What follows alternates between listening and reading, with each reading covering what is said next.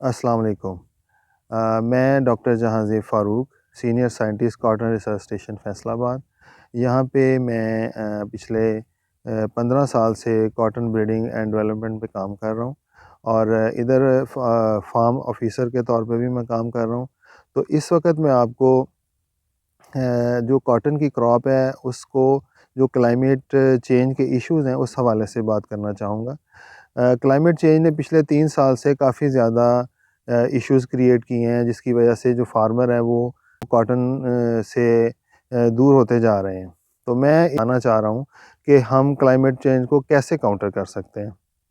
तो पहले ये है कि क्लाइमेट चेंज में क्या-क्या चीज़ें हैं जो किसान फेस कर रहे हैं। उसमें सबसे ज़्यादा आप देखें तो फ्लक्चुएशंस होती हैं जो टेम्परेचर की, रेनफॉल, एरेटिक रेनफॉल होती है और ह्यूमिडिटी का बहुत ज़्यादा बढ़ जाना, बहुत ज़्यादा टेम्परेचर का लो हो जाना और बहुत ज़्यादा हाई हो जाना।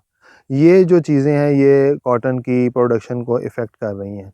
तो होता क्या है कि जैसे हम इसमें सोइंग टाइम्स होते हैं मुख्तलिफ, जैसे कि बहुत सारे जो फार्मर हैं वो कॉटन की अर्ली सोइंग करते हैं, जिसमें ज़्यादातर लोग फरवरी में कॉटन लगा देते हैं। फरवरी में जब कॉटन लगाई जाती है तो वो अल्टीमेटली लो टेम्परेचर होता है, तो कॉटन जो है ना बहुत अच्छी ग्रो करती है, क्योंकि कॉटन का जो आइडियल टेम्परेचर है वो 35 है।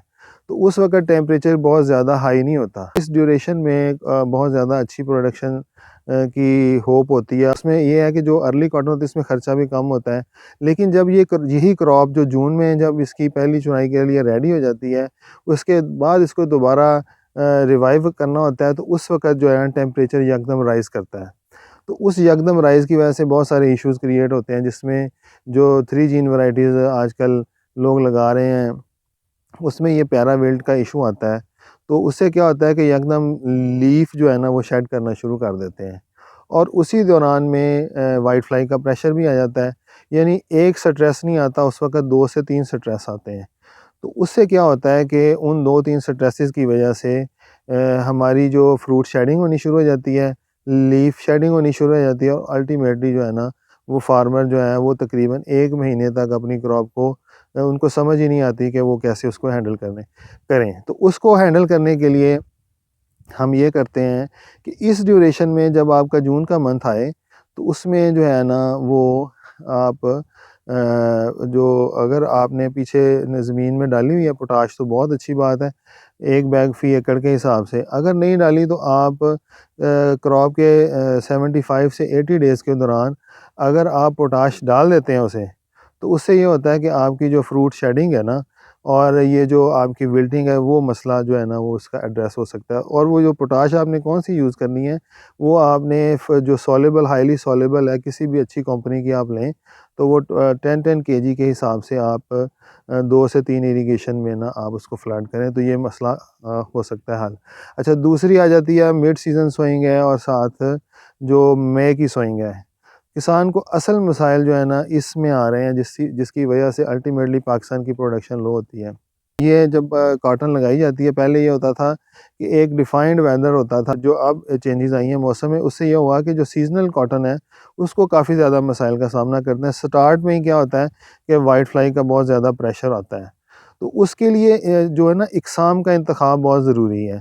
तो इसके लिए जो फार्मर हैं वो थोड़ी सी गलती करते हैं, वो ऐसे ही जैसे फेसबुक पे लोग सीड सेल कर रहे होते हैं, उनसे वो कुछ अनअप्रूव्ड सीड्स ले लेते हैं, जिसकी वजह से उनकी जो है वो अनइवन फील्ड्स होते हैं, सीड ठीक नहीं होता, वो इंसेक्ट पेस्ट जो है वो बहुत ज़्यादा उन पे हमला करता है।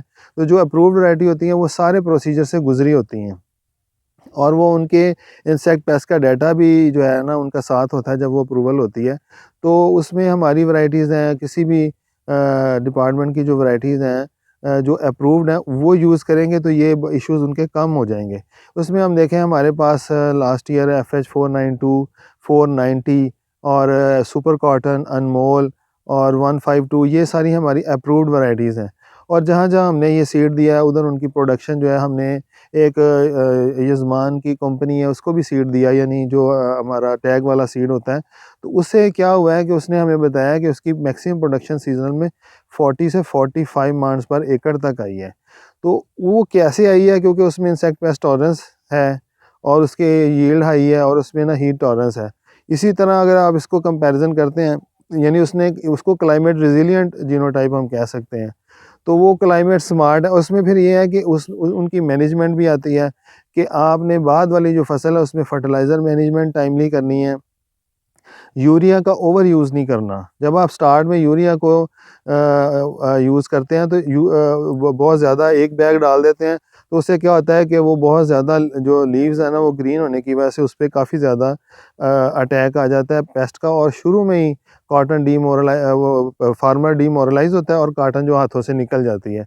तो उसके लिए ये है कि शुरू में आप जो यूरिया अप्लाई करना है आपने 35-40 डेज़ के दौरान, उसमें उसकी डोज़ेज़ को स्प्लिट करें, यानी इसको तक़सीम करें, 15-15 केजीज़ की स्प्लिट्स बनाएँ। आप शुरू में जब प्लांट छोटा होता है उसकी नीड्स भी थोड़ी होती हैं, तो आप आहिस्ता-आहिस्ता जब उसको लेके चलेंगे, तो वो प्लांट एक तो आपकी ग्रोथ ठीक रहेगी, ओवर ग्रोथ नहीं होगी, लीव्स का एरिया नहीं बढ़ेगा और आपकी शेडिंग कम होगी और आपके इंसेक्ट पेस्ट प्रेशर कम होगा, और इस तरह आप सक्सेसफुल क्रॉप हासिल कर सकते हैं। इस साल अगर आप देखें तो अगर हम इस साल को देखें, तो इस साल भी अनइवन रेनफॉल्स और ऐसी 7-7 दिन तक बारिशें होती रही हैं, तो उससे जो मसाइल पैदा होते हैं, मिसाल के तौर पे हमारी बॉल रॉटनिंग शुरू हो जाती है। उससे फंगस उनके ऊपर आ जाती है और वो ना फार्मर का लॉस होता है। तो जब आपका रेनफॉल का सीज़न हो तो एक प्रिवेंटिव स्प्रे फंजीसाइड वगैरह का कर दें, या रेनफॉल के फ़ौरन बाद अगर आप फंजीसाइड का स्प्रे कर दें, सल्फ़र 250 ग्राम यूज़ कर लें। कोई भी मतलब फंजीसाइड जो नॉर्मली हम यूज़ करते हैं, कॉपर ऑक्सीक्लोराइड हम यूज़ करते हैं, उससे बहुत ज़्यादा अच्छे रिज़ल्ट आते हैं 250 ग्राम पर एकड़ के हिसाब से। इसी तरह सल्फ़र और कॉपर ऑक्सीक्लोराइड का हमारे पास अच्छे रिज़ल्ट है। उससे ये है कि हमारी बोल रॉटिंग आप देख सकते हैं कि हमारा कहीं भी ऐसा सिस्टम नहीं हुआ कि वहाँ पे बोल रॉटिंग हुई, बारिशें तो यहाँ पे भी हुई। इवन सितंबर में हमारे पास यहाँ पे पूरे मंथ में 100 mm तक भी रेनफॉल हुई है। तो उसको हमने काउंटर किया और उस काउंटर करने की वजह से हमारी प्रोडक्शन भी जो है ना इधर अर्ली कॉटन में 55 मन तक, और जो सीज़नल है वो हम तकरीबन 28 से 30 मन तक ले चुके हैं। शुक्रिया।